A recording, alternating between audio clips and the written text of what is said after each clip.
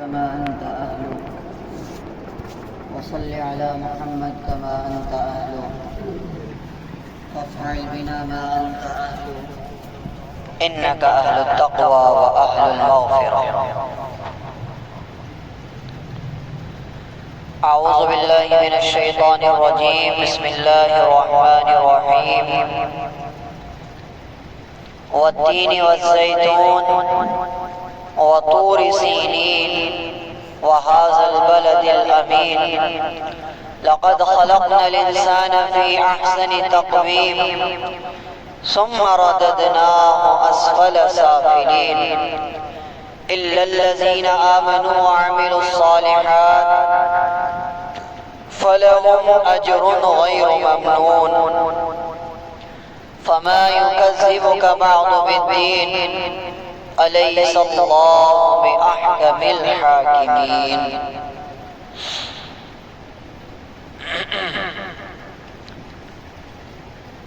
آمنت بالله صدق الله مولانا العلي العظيم وصدق رسوله النبي الكريم ونحن على ذلك لمن الشاهدين والشاكرين والحمد لله رب العالمين.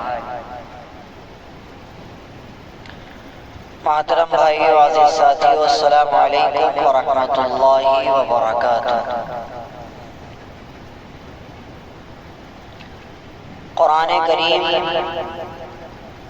سیکھنے سکھانے کا سلسلہ الحمدللہ کافی دنوں سے جاری ہے. بیچ میں کسی نہ کسی وجہ سے کچھ گیپ ہو جاتا ہے. امید ہے انشاءاللہ اب نہیں ہوگا، کیونکہ اب عید بھی نہیں آئے گی پاس میں اور نہ ہی کوئی اس طرح کی چھٹی کا معاملہ بنے گا. انشاءاللہ کوشش پوری کی جائے گی کہ انشاءاللہ تفسیر کا سلسلہ جاری رہے اور کسی بھی وجہ سے اس کی چھٹی نہ ہو، کیونکہ قرآن کریم کی تفسیر کی جو برکت ہے یقیناً وہ بہت ہی الگ ہے. تو لہٰذا پوری کوشش کی جائے گی انشاءاللہ کہ قرآن کریم کی تفسیر کا سلسلہ جاری رہے گا انشاءاللہ. اس سے پہلے آپ حضرات کے سامنے سورہ علق اقرأ باسم ربک الذی خلق اس سورت کو بیان کیا گیا اور اس سورت پر 2 ہفتوں تک بات کی گئی. 2 جمعے اس سورت پر انشاءاللہ تعالی آپ حضرات کو سمجھایا گیا، بتایا گیا. اس کے بعد نمبر آتا ہے سورہ 3 کا. 3 کے معنی آتے ہیں عربی زبان میں انجیر کے. دیکھا ہوگا آپ لوگوں نے انجیر، بہت ساروں نے کھائے بھی ہوگا اور ساروں نے دیکھا ہوگا. حکیم کی دکان پہ وہ رسی میں پھرے ہوئے چھلے سے رہتے ہیں، اس کو انجیر کہتے ہیں. تو اس سورت کا نام ہے سورہ 3 اور اس سورت میں 8 آیتیں ہیں، 1 رکوع ہے. سب سے پہلے اس سورت کا ترجمہ کرتے ہیں. اللہ تعالیٰ فرماتے ہیں والتین والزیتون، قسم ہے انجیر کی اور قسم ہے زیتون کی. اللہ تعالیٰ نے 2 قسمیں کھائی ہیں، قسم ہے انجیر کی اور قسم ہے زیتون. تیسری قسم کھائی وطور سینین اور قسم ہے طور سینا کی، پہاڑ کی. ایک پہاڑ کا نام ہے تو اس کا ذکر کیا وطور سینین اور قسم ہے طور سینا پہاڑ کی. چوتھی قسم کھائی وَهَذَا الْبَلَدِ الْأَمِينِ اور قسم ہے اس امن والے سکون والے شہر کی. میں بعد میں بتاؤں گا کون سا شہر اس سے مراد ہے. تو پہلی قسم ہے والتین، قسم ہے انجیر کی. دوسری قسم ہے والزیتون، قسم ہے زیتون کی. تیسری قسم ہے وطور سینین اور قسم ہے طور سینا پہاڑ کی.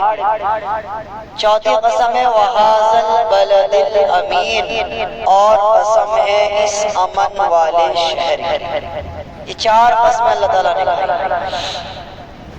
اس کے بعد فرمایا قسم کھانے کے بعد آدمی اپنی بات بیان کرتا ہے. اللہ کا بھی مزاج یہی ہے کہ اللہ تعالیٰ پہلے قسم کھاتے ہیں اور پھر اس بات کو بیان کرتے ہیں کہ جس بات کی وجہ سے قسم کھائی. وہ کون سی بات ہے؟ لَقَدْ خَلَقْنَا الْإِنسَانَ فِي أَحْسَنِ تَقْوِيمٍ. یہ 4 قسمیں کھانے کے بعد اللہ تعالیٰ نے اپنی اصل بات کو بیان کیا.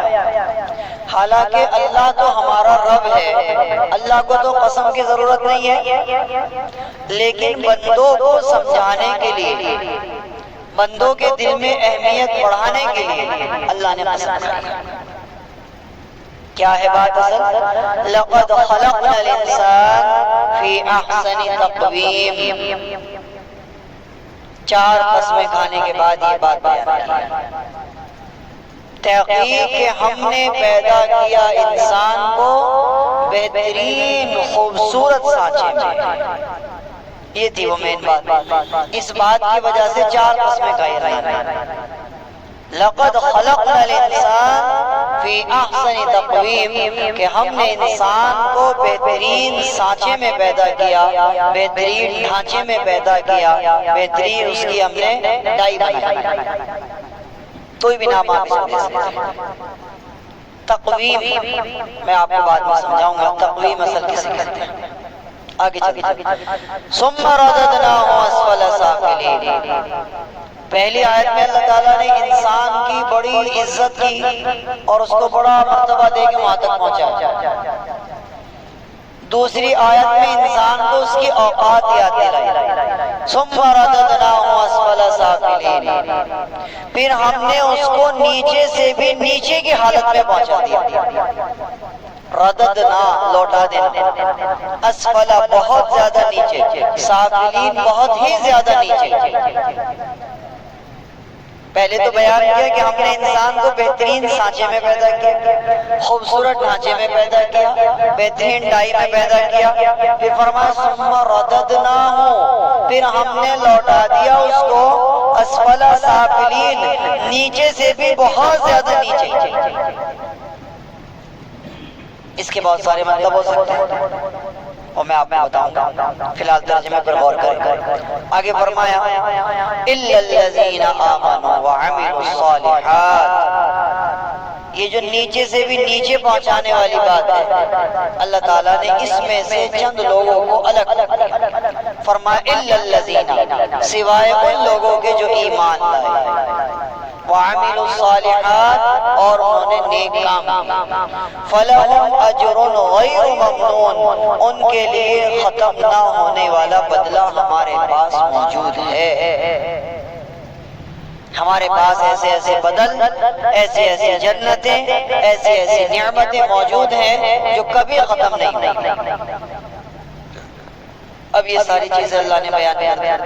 اب اللہ تعالیٰ تعجب کر رہے ہیں، حیرانی بیان کر رہے ہیں. فَمَا يُكَذِّبُكَ بَعْدُ بِالدِّينِ. اے انسان، تجھے کس چیز نے آمادہ کر دیا، تجھے کس چیز نے آمادہ کر دیا جھٹلانے پر؟ تو ماننے کو تیاری نہیں ہے کہ اللہ کوئی ہے، تو ماننے کو تیاری نہیں ہے کہ جنت میں کچھ ہے، تو ماننے کو تیاری نہیں ہے کہ جہنم میں کچھ ہے. یعنی کافر مراد ہے. اللہ کافروں کو مخاطب کر فما یکذبک بعد بالدین.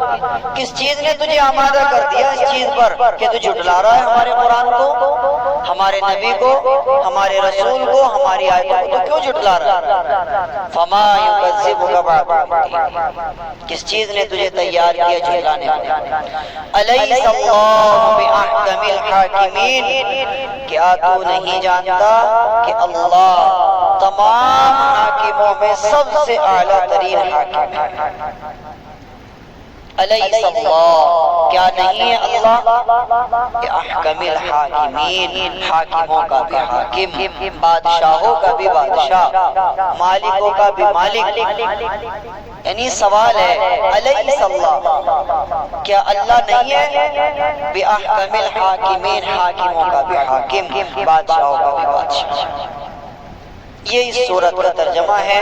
ایک مرتبہ دوبارہ غور کیجئے، والتین والزیتون، قسم ہے انجیر کی اور زیتون کی، وطور سینین، قسم ہے طور سینا پہاڑ کی، وہذا البلد الامین، قسم ہے امن والے شہر کی، لقد خلقنا الانسان فی احسن تقویم، ہم نے انسان کو پیدا کیا بہترین سانچے میں، ثم رددناہ اسفل سافلین، پھر ہم لوٹائیں گے اس کو نیچے سے بھی نیچے، الا الذین آمنوا، مگر ان لوگوں کو جنہوں نے ایمان قبول کیا، وعملوا الصالحات، نیک اعمال کیے، فلہم اجر غیر ممنون، ان کے لیے ہمارے پاس کبھی نہ ختم ہونے والا بدلہ ہے۔ فما یکذبک بعد بالدین، اے انسان تجھے کیا ہو گیا اور تو کس بات کی وجہ سے جھٹلانے پر آمادہ ہو گیا ہے؟ الیس اللہ بأحکم الحاکمین، کیا نہیں ہے اللہ حاکموں کا بھی حاکم؟ یہ اس کا ترجمہ ہے، تھوڑا بہت ذہن میں رہے گا، کوشش کیجئے گا انشاءاللہ۔ اب اس پر ہم بات کرتے ہیں تفصیلی طور پر۔ والتین، قسم ہے انجیر، اللہ تعالیٰ نے انجیر کی قسم کھائی، گوشت کی قسم نہیں کھائی، دودھ کی قسم نہیں کھائی، جی پکوڑوں کی، چاؤمین کی، موموز کی، سموسے کی، یا دل باغ کی، یا کھینی کی، کسی چیز کی قسم نہیں کھائی اللہ نے، انجیر کی قسم کھائی، زیتون کی قسم کھائی۔ اللہ چاہتے تو کسی بھی چیز کی قسم کھا سکتے تھے، اللہ کے لیے کیا مشکل ہے؟ اللہ تو عالم الغیب ہے، اللہ کو تو پتا ہے کہ آج سے 1000 سال کے بعد کیا پیدا ہوگا، اللہ کو تو ساری چیزوں کا علم ہے۔ اللہ چاہتے تو کسی بھی چیز کی قسم کھا سکتے تھے، لیکن اللہ نے انجیر کی قسم کھائی۔ اور دوسرا پوائنٹ، اس سورت کو جو شروع کیا گیا وہ پھل کی قسم کھانے سے شروع کیا گیا۔ اللہ تعالیٰ اس سورت کو ایسے بھی شروع کر سکتے تھے، الیس اللہ بأحکم الحاکمین، کیا اللہ حکم الحاکمین نہیں ہے؟ ایسے بھی شروع کیا جا سکتا ہے۔ اللہ اس سورت کو ایسے بھی شروع کر سکتے تھے، وہذا البلد الامین، اس امن والے شہر کی قسم، لیکن سب سے پہلے اللہ تعالیٰ نے اس سورت میں پھل کا ذکر کیا۔ اور کیجئے آپ اس نقطے کو باریکی سے غور کیجئے، اللہ تعالیٰ بتانا چاہتے ہیں میرے بندے پھلوں کو اپنی زندگی کا حصہ بنا۔ انجیر بھی ایک پھل ہے، پھل انسانی جسم کے لیے نہایت ضروری ہے۔ ایک تو وہ ہلکا ہوتا ہے، ہضم آسانی سے ہوتا ہے، تو اللہ نے فرمایا والتین، قسم ہے انجیر۔ انجیر دنیا میں سب سے زیادہ اور سب سے پہلے جو پیدا ہوا ہے وہ حضرت عیسیٰ علیہ السلام کے زمانے میں، اور بیت المقدس جس شہر میں موجود ہے یعنی فلسطین، غزہ، وہاں پر سب سے پہلے انجیر پیدا ہوا۔ تو اس شہر کی بھی اس میں اشارہ کیا گیا کہ قسم ہے اس شہر کی جہاں پر یہ پیدا ہو رہا ہے، انجیر اور زیتون دونوں چیزیں۔ ایک بدو، ایک دیہاتی، جب اس نے سورت سنی کہ اللہ تعالیٰ نے انجیر کی قسم کھائی، اللہ تعالیٰ نے زیتون کی قسم کھائی، تو اس نے سوچا چلو ذائقہ لے کر دیکھتے ہیں کیا ہیں دونوں چیزیں۔ تو اس نے انجیر کھایا تو اسے بڑا اچھا لگا۔ انجیر تو آپ لوگوں نے کھایا ہوگا نا، کھایا ہوگا بھائی، تو اسے بڑا اچھا لگا، بہت اچھی چیز ہے۔ پھر اس نے زیتون کا جو پھل ہوتا ہے اس نے تھوڑا سا کاٹ کر کے اسے منہ میں رکھا تو بڑا کڑوا ہوتا ہے، تو وہ کہنے لگا اللہ میاں نے بغیر چکھے اس کی قسم کھا لی۔ انجیر کو تو چکھ لیا تھا اللہ میاں نے، لیکن اس کی قسم بغیر چکھے کھا لی تو بڑا کڑوا ہے۔ بات سمجھ آئی؟ تو انجیر کھانے میں بڑا لذیذ ہوتا ہے اور زیتون کھانے میں تھوڑا سا کسکسا ہوتا ہے، تھوڑا سا کرواہٹ ہوتی ہے۔ انجیر کے بارے میں حدیث میں آتا ہے اللہ کے رسول نے فرمایا انجیر کھاؤ، انجیر کھاؤ یہ تمہاری جوڑوں کی تکلیف کو ختم کرتا ہے۔ انجیر کھاؤ یہ تمہاری بواسیر کو ختم کرتا ہے۔ انجیر کھاؤ یہ تمہاری جوانی کو برقرار رکھتا ہے۔ دنیا میں آج تک سائنسدان اس مسئلے کا حل نہیں نکال پائے تھے کہ انسان بوڑھا کیوں ہوتا ہے، اور اگر ہوتا ہے تو ایسی کیا چیز ہے کہ انسان کا بڑھاپا نہ ہو، انسان کی عمر رک جائے یا انسان بڑھاپے کی طرف کو نہ چلے، اور اگر چلے بھی تو بہت ہلکے چلے، یعنی 40 کے بعد بس وہ بوڑھا ہونا شروع ہو جاتا ہے، جوریاں آنی شروع ہو جاتی ہیں۔ تو سائنسدان اس کی تلاش میں تھے کہ ایسا کیا ہو سکتا ہے کہ انسان بوڑھا ہونے کی طرف نہ چلے، دیر تک جوان رہے، دیر تک صحت مند رہے، تلاش میں۔ تو وہ اس چیز کی تحقیق پر پہنچے کہ انسان کی باڈی میں خون ہے، خون میں اس طرح کے سیلز پائے جاتے ہیں۔ ہمارے خون میں بہت ساری چیزیں ہوتی ہیں، بہت سارے وٹامن ہوتے ہیں، کیٹانو ہوتے ہیں، کیا آپ ان کو نام دیجیے، بہت ساری چیزیں ہوتی ہیں ہمارے خون میں۔ تو ان میں سے ایک سیل ایسا ہوتا ہے ہمارے خون میں کہ وہ 40 سال کے بعد پیدا ہونا بند ہو جاتا ہے۔ ہمارے خون میں ایک جراثیم ایسا ہوتا ہے کہ 40 سال کے بعد وہ پیدا ہونا بند ہو جاتا ہے، جس کی وجہ سے انسان بڑھاپے کی طرف کو چلنا شروع ہو جاتا ہے، اس کا ریورس گیئر لگ جاتا ہے۔ اس نتیجے پر سائنسدان پہنچا۔ اب ان کے پاس کوئی ایسی وجہ نہیں تھی، کوئی ایسی دوا نہیں تھی، کوئی ایسا علاج نہیں تھا کہ وہ اس چیز کو ثابت کر سکیں کہ وہ سیل دوبارہ پیدا ہو جائے یا وہ سیل مرے ہی نہ۔ بات سمجھ آ رہی ہے؟ تو مسلمان سائنسدان جاپان کے، انہوں نے انجیر پہ اور زیتون پہ ریسرچ کیا، اور وہ اس ریسرچ کے نتیجے میں تقریباً 5 سال ان کو لگ گئے۔ 5 سال کا بہترین محنت کرنے کے بعد، ریسرچ کرنے کے بعد، غور و فکر کرنے کے بعد وہ اس نتیجے پر پہنچے کہ انجیر اور زیتون دونوں ایسی چیزیں ہیں کہ ان میں اللہ تعالیٰ نے وہ چیزیں پیدا کی ہیں کہ یہ ہماری جوانی کو برقرار رکھ سکتی ہیں۔ اللہ اکبر، بات سمجھ آئی؟ ہماری جوانی کو برقرار رکھ سکتی ہیں دونوں چیزیں۔ اب سوال یہ پیدا ہوتا ہے کہ انسان کتنا کھائے انجیر اور کتنا کھائے زیتون؟ اب یہ سوال پیدا ہوا۔ اب انہوں نے ایک چٹھی لکھ کر کے یہ بھیج دی پاکستان، دارالعلوم، حضرت مولانا مفتی تقی عثمانی صاحب کے پاس۔ جانتے ہیں آپ لوگ تقی عثمانی صاحب؟ پوری دنیا کے شیخ الاسلام ان کو کہا جاتا ہے، بہت بڑے جید عالم ہیں۔ تو یہ چٹھی لکھ کر کے انہوں نے جاپان کے جو سائنسداں تھے انہوں نے پاکستان مولانا کے پاس بھیجا کہ ہم اس نتیجے پر تو پہنچ گئے ہیں کہ انسان کی جوانی کیسے برقرار رہ سکتی ہے، یا پھر یوں کہہ لیجئے کہ بہت دیر تک برقرار رہ سکتی ہے، لیکن ہمیں یہ نہیں پتا کہ انجیر کھائیں کتنا اور زیتون کھائیں کتنا، ہمیں یہ نہیں پتا۔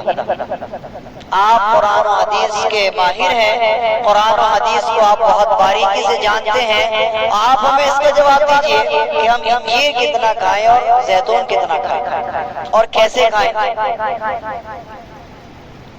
تو حضرت مفتی صاحب تو علم کا سمندر ہے، حضرت مفتی صاحب کو تو اللہ تعالیٰ نے بڑی علم کی مہارت عطا فرمائی۔ انہوں نے 1 ہفتے کا وقت مانگا اور 1 ہفتے کے بعد حضرت نے چٹھی لکھی اور فرمایا کہ قرآن پاک میں اللہ تعالیٰ نے زیتون کا ذکر 1 بار کیا اور انجیر کا ذکر 2 بار کیا، تو اس سے معلوم ہوتا ہے کہ 24 گھنٹے میں انسان کم سے کم 2 دانے انجیر کے اور کم از کم 1 چمچ زیتون کا تیل پابندی سے اگر استعمال کرتا رہے تو انشاءاللہ تعالی یا تو بڑھاپا آئے گا نہیں، جو کا تو ہی جائے گا اللہ میاں کو، یا پھر اگر بڑھاپا آئے گا بھی تو بہت دیر سے آئے گا۔ جیسے پرانے لوگ ہوتے تھے جو کہ تو رہتے تھے بس موت آتی تھی اور چلے جاتے تھے، کسی کے محتاج نہیں بنتے تھے، نہ دانت ٹوٹتے تھے، نہ آنکھوں میں چشمہ لگتا تھا، نہ بال جاتے تھے، نہ وہ جھکتے تھے، نہ ان کے گھٹنوں میں تکلیف ہوتی، انہیں کوئی دقت نہیں ہوتی، بس وقت پورا ہوتا تھا اور موت آ جاتی۔ بات سمجھ میں آ رہی ہے؟ تو بڑھاپا نہ آئے یا پھر بہت دیر سے آئے، اس کا یہ جواب۔ تو حضرت مولانا لکھتے ہیں کہ بھائی 2 بار اللہ تعالیٰ نے انجیر کا ذکر فرمایا، 1 بار زیتون کا فرمایا، لہٰذا 1 چمچ زیتون کا تیل استعمال کرتا رہے انسان، اور کم از کم 2 انجیر پابندی کے ساتھ رات کو پانی میں بھگو دے اور انہیں صبح کو نکال کر کے خوب چبا کے کھا لے، انشاءاللہ صحت برقرار رہے گی۔ مگر مسئلہ یہ ہے کہ ہمارے یہاں صحت کے خیال رکھنے کو دین ہی نہیں سمجھتا کوئی۔ کہ دنیا دار اچھے خاصے دیندار لوگ، وہ چاہے مدرسے والے ہوں، وہ چاہے تبلیغ والے ہوں، بیماری ملیں گے انشاءاللہ، پیٹ ان کے ان سے آگے ملیں گے۔ کیوں؟ کیونکہ انہوں نے یہ تو سمجھ لیا کہ ہر وقت دین کی خدمت کرنا ضروری ہے، انہوں نے یہ نہیں سمجھا کہ بھائی دین کی خدمت کے ساتھ اس جسم کی خدمت بھی ضروری ہے، یہ بھی دین کا حصہ ہے بھائی۔ بات سمجھ آ رہی ہے؟ ایک بار میں بیان سنا تھا مولانا طارق جمیل کا، وہ بیان کر رہے کہ بھائی اکثر ہمارے علماء آئی سی یو میں انتقال کرتے ہیں، اکثر ہمارے علماء بڑھاپے میں جا کر کے ویل چیئر پہ پہنچ جاتے ہیں۔ پتہ نہیں ان کی سمجھ میں یہ بات کیوں نہیں آتی کہ بھائی دین کی خدمت اسی چیز کا نام نہیں ہے کہ اپنی صحت کو بھول جاؤ۔ اللہ کے رسول علیہ السلام دوڑ لگا رہے، اللہ کے رسول علیہ السلام گھڑ سواری کر رہے، اللہ کے رسول علیہ السلام تیر اندازی کر رہے۔ بات سمجھ آ رہی ہے؟ دوڑ لگانے کا کیا مطلب ہے بھائی؟ وزن نہ بڑھے، فیٹ نہ بڑھے باڈی ہے جی۔ آپ دیکھ لو نظر گھما کے پیٹ اس قدر بڑے بڑے ہو رہے کہ اللہ کی پناہ۔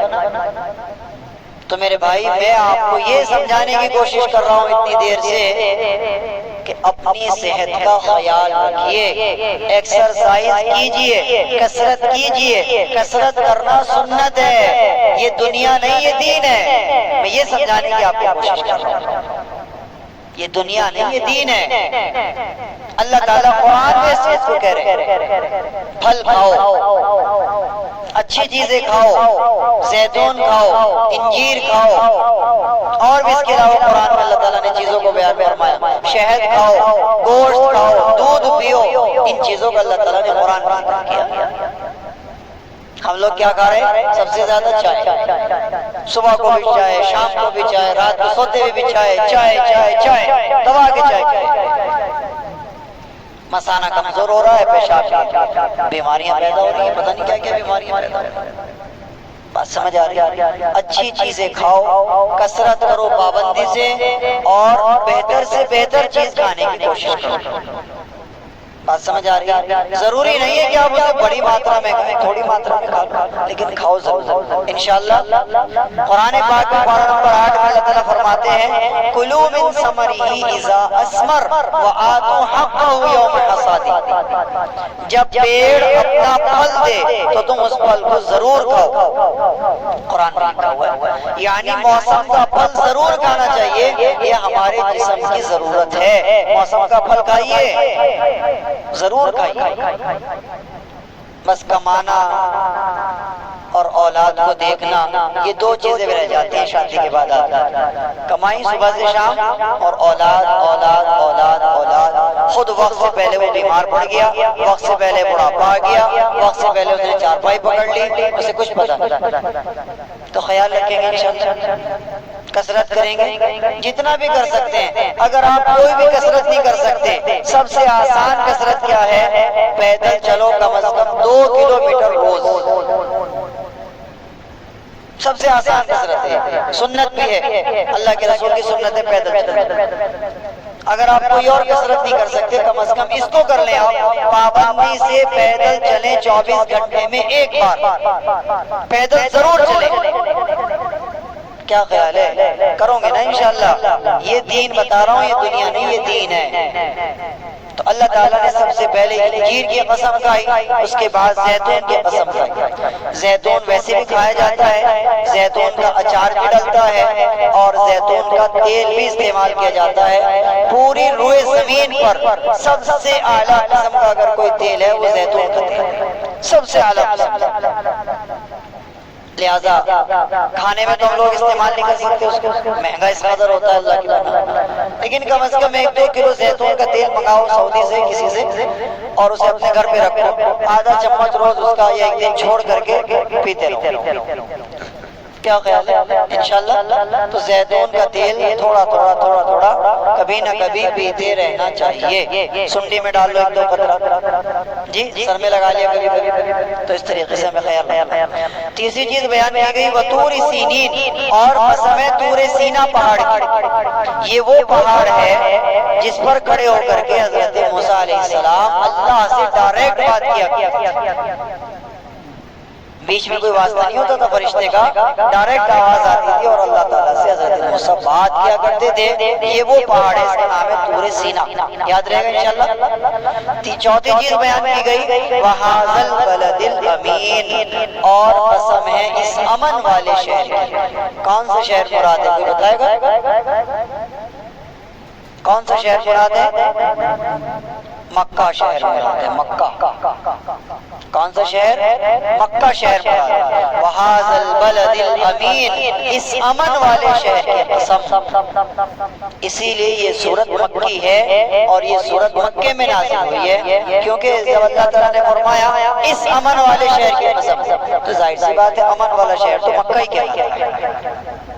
یاد رہے گی بات، مکے میں آ کر کے جنگ کرنا، مکے میں آ کر کے جھگڑا کرنا، مکے میں آ کر کے بہت ساری چیزیں ناجائز اور حرام ہو جاتی ہیں، کیونکہ مکہ ایک امن اور سکون والا شہر ہے۔ بات سمجھ آ رہی؟ تو یہ 4 قسمیں اللہ تعالیٰ نے کھائی۔ اس کے بعد فرمایا لَقَدْ خَلَقْنَا الْإِنسَانَ فِي أَحْسَنِ تَقْوِيمٍ، ہم نے انسان کو بہترین سانچے میں پیدا کیا، خوبصورت ترین سانچے میں پیدا کیا۔ اس آیت کی بنیاد پر علماء نے ایک بڑا عجیب مسئلہ لکھا ہے، سوچا آپ کو بتا دوں۔ مسئلہ علماء نے لکھا ہے اگر کوئی آدمی اپنی عورت سے یہ کہہ دے کہ اگر تو چاند سے زیادہ خوبصورت ہے تو تجھے طلاق، تو فوراً طلاق ہو جائے گی، کیونکہ انسان چاند سے زیادہ ہی خوبصورت ہے۔ چاند کے بارے میں قرآن میں نہیں ہے کہ چاند کو ہم نے خوبصورت بنایا، چاند کو ہم نے بہترین سانچے میں پیدا کیا۔ قرآن میں انسان کے بارے میں ذکر ہے کہ ہم نے انسان کو بہترین سانچے میں پیدا کیا۔ اس سے معلوم ہوتا ہے کہ انسان چاند سے کئی گنا زیادہ خوبصورت ہے۔ بات سمجھ میں آ گیا؟ یہ مسئلہ بس ذہن میں آ گیا، سوچا آپ کو بتا دیتے ہیں۔ اس کے بعد اللہ تعالیٰ نے اس آیت میں انسان کی عزت کی کہ ہم نے انسان کو خوبصورت بنایا، پھر فرمایا ثم رددناه اسفل سافلین، پھر ہم اس کو نیچے سے بھی نیچے لوٹا دیں گے، یعنی بڑھاپا، پھر اور بڑھاپا، پھر اور بڑھاپا، پھر اتنا زیادہ بڑھاپا کہ آدمی نہ ہونٹ ہلا پاتا، نہ آنکھیں کھول پاتا، نہ کمر سیدھی کر پاتا۔ ایک مطلب تو علماء نے لکھا ہے۔ دوسرا مطلب علماء نے لکھا ہے کہ آدمی جب مر جائے گا تو وہ مٹی میں نیچے ہوتے ہوتے ہوتے ہوتے نیچے تک پہنچ جائے گا، یعنی اس کی ہڈیاں پگھل جائیں گی اور اس کا گوشت وہ سب کچھ ختم ہو جائے گا۔ 2 مطلب علماء نے اس کے لکھے ہیں۔ ثم رددناه اسفل سافلین، یعنی انسان کو اللہ تعالیٰ یہ احساس دلانا چاہتے ہیں کہ تو ہے کیا، تیری اوقات کیا ہے، مٹی سے بنا ہے، مٹی میں چلا جائے گا، کس چیز پہ غرور کرتا ہے، کس چیز پہ اکڑ دکھاتا ہے، تو ہے کیا۔ ہم تجھے نیچے سے بھی نیچے پہنچانا جانتے ہیں، ہم نے تجھے بہترین پیدا بھی کیا، ہم تجھے مٹی میں ملانا بھی جانتے ہیں۔ اے انسان تکبر نہ کر، اے انسان غرور نہ کر۔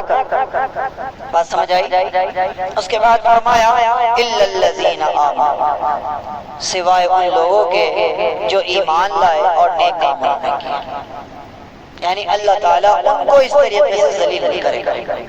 فَلَهُمْ أَجْرٌ غَيْرُ مَمْنُونٍ، ان کے لیے کبھی نہ ختم ہونے والے بہترین بدلے ہمارے پاس موجود ہیں۔ سورہ واقعہ، سورہ رحمان کے بعد جو سورت ہے اس میں اللہ تعالیٰ نے تھوڑا سا نقشہ کھینچا، مزہ آئے گا آپ کو سننا۔ یطوف علیہم ولدان مخلدون، جنتی لوگوں کے آگے پیچھے نوجوان حسین خوبصورت لڑکے چکر لگائیں گے، بِأَكْوَابٍ وَأَبَارِيقَ، پیالے لے کر، آباریق کہتے ہیں پیالوں، پیالے لے کر جو دودھ سے بھرے ہوئے، شراب سے بھرے ہوئے، پاکیزہ شراب ملے گی جنت میں، اس سے بھرے ہوئے، شہد سے بھرے ہوئے، وَكَأْسٍ مِّن مَّعِينٍ لا يصدعون عنها ولا ينزفون، جنت کی شراب پی کر نہ چکر آئیں گے اور نہ انسان کا سر چکر آئے گا۔ وَفَاكِهَةٍ مِّمَّا يَتَخَيَّرُونَ، جنت میں ہر وہ پھل ہوگا جس کو جنتی خواہش کرے گا۔ وَلَحْمِ طَيْرٍ مِّمَّا يَشْتَهُونَ، ہر وہ پرندے کا وہاں پر گوشت ملے گا جس کی وہ خواہش کرے گا جنت۔ وَلَحْمِ طَيْرٍ مِّمَّا يَشْتَهُونَ وَحُورٌ عِينٌ، اور جنت میں بڑی بڑی آنکھوں والی حوریں ملیں گی جنت میں۔ کیسی ہوں گی؟ کَأَمْثَالِ اللُّؤْلُؤِ الْمَكْنُونِ، گویا وہ چمکتا ہوا موتی ہے، ایسی جنت میں اللہ تعالیٰ حوریں عطا فرمائے۔ جزاء بما كانوا يعملون، یہ بدلہ ہے اس تمام کام کا جو وہ دنیا میں کرتے تھے، اپنے نفس کو مارا کرتے تھے، گناہوں سے بچا کرتے تھے، حرام سے بچا کرتے تھے، یہ تمام کاموں کا بدلہ ان کو جنت میں ملے گا۔ لا يسمعون فيها لغوا ولا تأثيما، جنت میں نہ وہ کوئی بیکار بات سنیں گے اور نہ کوئی گناہ کی بات سنیں گے۔ الا قیلا سلاما سلاما، بس جنت میں تو یہ سنیں گے سلام سلام سلام سلام سلام، بس جنت میں یہ سنیں گے۔ کوئی فضول باتیں، بیکار کی باتیں، لغو باتیں، بے معنی کی باتیں یا پھر گناہ کی باتیں، کوئی جنت میں ایسی بات نہیں سنے گا انسان جس سے اس کو انزائٹی ہو، الجھن ہو۔ جنت میں تو بس سنے گا الا قیلا سلاما سلاما، سلام ہی سلام۔ واصحاب الیمین ما اصحاب الیمین، اور یہ سب دائیں ہاتھ والے ہیں، اور آپ کو معلوم بھی ہے کون ہے دائیں ہاتھ والے، یعنی جنتیوں کو اللہ تعالیٰ دائیں ہاتھ والا کہہ رہے ہیں۔ آگے دیکھو کیا ہے، فی صدر مخضود، جنتی لوگ بے کانٹے کے بیری کے درختوں میں ہوں گے۔ بیری کے درخت میں کانٹے ہوتے ہیں نا، لیکن جنت میں جو بیری کا درخت ہوگا اس میں کانٹے نہیں ہوں گے۔ فی صدر مخضود، بے کانٹے کے بیری کے درختوں میں ہوں گے۔ وطلح منضود، تہ بتہ لگے ہوئے چٹے ہوں گے کیلوں کے، کیلوں کا ذکر ہے قرآن۔ وطلح منضود وظل ممدود، ایک گہرے لمبے سائے ہوں گے، لمبے سائے جو کبھی ختم نہیں ہوں گے، ہزاروں سال بھی آدمی گھوڑا دوڑائے گا تو سایہ ختم نہیں ہوگا۔ وظل ممدود وماء مسکوب، اور ٹھہرا ہوا پانی، ماء جنت میں ملے ٹھنڈا پانی۔ وفاکہۃ کثیرہ، اور بہت سارے لا تعداد میوے جنت میں ہوں گے۔ وفاکہۃ کثیرہ لا مقطوعہ ولا ممنوعہ، نہ وہ کبھی ختم ہوں گے اور نہ وہ کبھی روکے جائیں گے۔ وفرش مرفوعہ، اور جنت میں اونچے اونچے گدے ملیں گے، اونچے اونچے گدے، اونچے اونچے تخت ملیں گے۔ حدیث میں آتا ہے اللہ کے رسول نے فرمایا جنتیوں کو اللہ تعالیٰ جو چارپائی عطا فرمائے گا، جو پلنگ عطا فرمائے گا یا جو تخت عطا فرمائے، جو بھی کچھ بیٹھنے کے لیے ہوگا وہ سونے کا ہوگا، اور اس کے جو پائے ہوں گے وہ ہیرے اور جواہرات سے جڑے ہوئے ہوں گے۔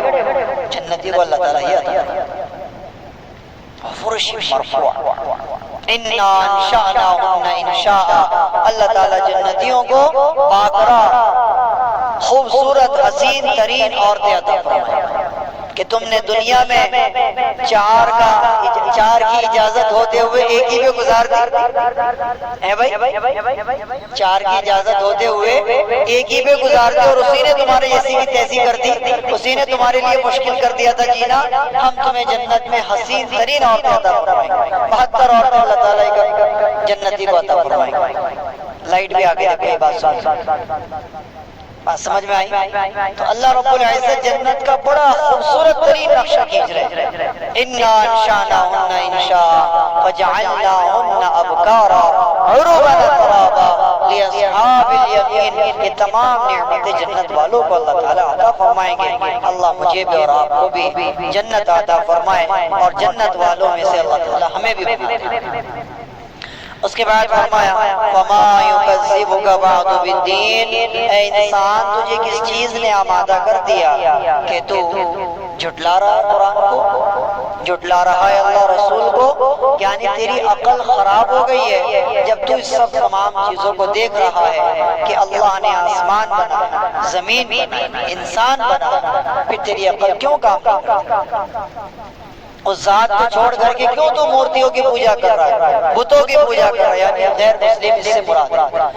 الیس اللہ بأحکم الحاکمین، کیا اللہ احکم الحاکمین نہیں ہے؟ ایک حدیث میں آتا ہے اللہ کے رسول نے فرمایا کہ جب بھی تم یہ آیت پڑھو الیس اللہ بأحکم الحاکمین تو یوں کہا کرو بلا، کیا کہا کرو؟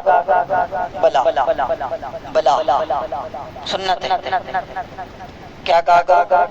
بلا، بلا کے معنی کیا آتا؟ کیوں نہیں؟ یہ سوال ہے نا، الیس اللہ بأحکم الحاکمین، کیا اللہ احکم الحاکمین نہیں ہے؟ تو آپ کہیں بلا، کیوں نہیں؟ بالکل اللہ احکم الحاکمین ہے، تو بلا کہنا کیا ہے؟ سنت ہے، آپ کہہ سکتے ہیں۔ بس سمجھ میں آ گئی؟ جب بھی آپ قرآن سنیں، نماز میں سنیں، باہر سنیں، تو آپ لفظ بلا کہہ سکتے ہیں، کوئی اس میں برائی کی بات نہیں ہے۔ اسی طریقے سے ایک حدیث میں آتا ہے بلا وانا من الشاہدین، یہ بھی کہہ سکتے ہیں، بلا وانا من الشاہدین یہ بھی کہہ سکتے ہیں، یا پھر صرف لفظ بلا بھی کہہ سکتے ہیں۔ یاد رہے گی انشاءاللہ۔ اللہ تعالیٰ مجھے بھی آپ کو بھی ان تمام باتوں پر خوب عمل کرنے کی توفیق عطا فرمائے، اور قرآن پاک کو اسی طریقے سے سیکھنے سکھانے کا سلسلہ ہمارا جاری اور ساری رہے، آمین۔ اس سورت کے بارے میں چند ایک معلومات اور بھی ہیں ذہن میں، تھوڑا سا وہ بھی سنتے جائیں۔ والتین والزیتون کی سورت اگر کوئی آدمی 41 دن تک ہر روز 11 مرتبہ پڑھے اور پانی پہ دم کر کے اس پانی کو پیتا رہے، کتنی بھی لا علاج بیماری میں مبتلا ہوگا انشاءاللہ بیماری ختم ہو جائے گی۔ کتنی بار؟ صرف 11 مرتبہ روز، اگر کوئی مرتبہ 11 مرتبہ اگر کوئی آدمی روز والتین والزیتون کو پڑھ کے پانی پہ دم کر کے اپنے اوپر بھی دم کر لے اور وہ پانی پیتا رہے، کیسی بھی لا علاج، ڈاکٹروں نے منع کر دیا کہ اس کا کوئی علاج نہیں ہے، لا علاج کیسی بھی بیماری ہو انشاءاللہ بیماری ختم ہو جائے گی انشاءاللہ۔ اللہ مجھے بھی آپ کو بھی عمل کی توفیق عطا فرمائے۔